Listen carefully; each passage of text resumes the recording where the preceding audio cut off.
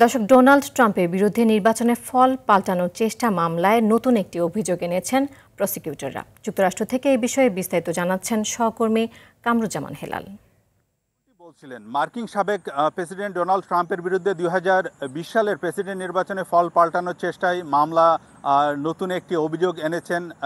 এদিকে ওই নির্বাচনে ট্রাম্পের বর্তমান প্রেসিডেন্ট জো বাইডেনের কাছে পরাজিত হয়েছিলেন এবং গতকাল মঙ্গলবার এই অভিযোগটি আনেন মার্কিন বিশেষ কৌঁসুলি জ্যাক স্মিথ। গত বছর ট্রাম্পের বিরুদ্ধে এই মামলাটি হয়েছিল। এতে তখন মোট 4টি অভিযোগ ছিল, তবে নতুন সংশোধিত অভিযোগের আগে 4টি অভিযোগ থাকলেও সেগুলো আওতা আগের চেয়ে কমানো হয়েছে।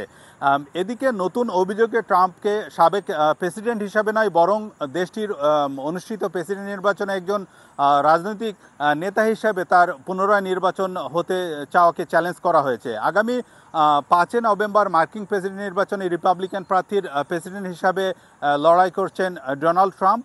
আগামী কয়েক সপ্তাহের মধ্যে ওয়াশিংটনের জেলা বিচারক তানিয়া চুটকান নতুন অভিযোগ নিয়ে শুনানি করবেন বলে আশা করা হচ্ছে।